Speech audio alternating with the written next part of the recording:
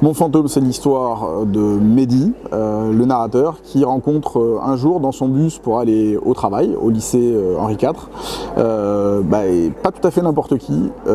puisque c'est le fantôme de Rachid Taha, qui va s'imposer dans sa vie et décider de l'accompagner un peu partout. Je m'appelle Mehdi Ouraoui et j'ai écrit aux éditions Fayard mon premier roman qui s'appelle Mon fantôme. Auparavant, j'ai écrit essentiellement de la non-fiction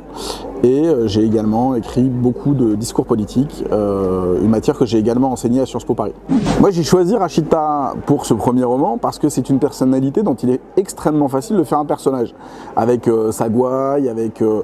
son rapport très libre, très rock à l'identité. C'est quelqu'un qui à la fois faisait sienne l'identité française avec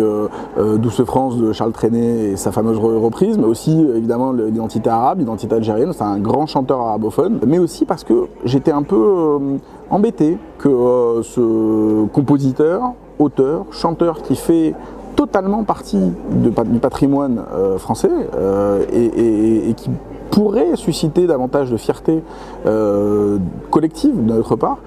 ait été un peu oublié depuis sa mort il y a maintenant 5 ans. Ce qui m'a vraiment fait le plus plaisir, c'est que des gens qui l'ont rencontré et des gens qui l'ont côtoyé très longtemps dans leur vie, etc.,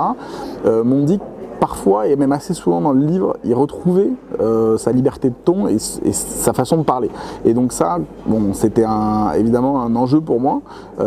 J'ai essayé de le pasticher et sans le trahir. Et donc c'était un plaisir. Ouais. Dans mon roman, dans Mon fantôme, j'ai essayé de faire, disons, de la fiction d'histoire immédiate. C'est-à-dire que je me suis aperçu que finalement, quand même, des événements qui sont des événements assez graves de ces dernières années, la mobilisation des Gilets jaunes, les confinements, mais aussi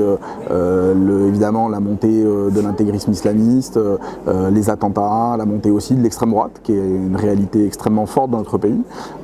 Toutes ces choses-là ont été finalement assez peu traitées par le domaine de la fiction, et donc il me semblait que les traiter justement avec des personnages totalement fictionnels, mais aussi des personnages un peu fantasques, un peu baroques, un peu barrés, ça permettait de les traiter de façon plus légère, mais aussi, derrière la légèreté, de mettre quelque chose d'un peu plus grave. Mais il s'agit d'un roman avec une toile de fond politique, qui est celle de ces dernières années, et même peut-être de ces dernières décennies, où on est passé un peu vite de Vive Zidane à Vive Zemmour, et sans forcément trop s'en rendre compte. Je crois qu'une des choses les plus dramatiques,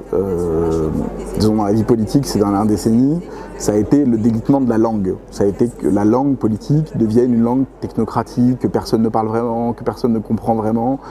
qui est peut-être même faite pour que les gens ne la comprennent pas, ou qui, sous l'effet des extrêmes, devient juste une langue de buzz, de clash, d'affrontement sur les réseaux sociaux. Et donc si, à l'inverse, moi j'ai la chance de pouvoir discuter avec des lecteurs de tous horizons et de toutes convictions politiques,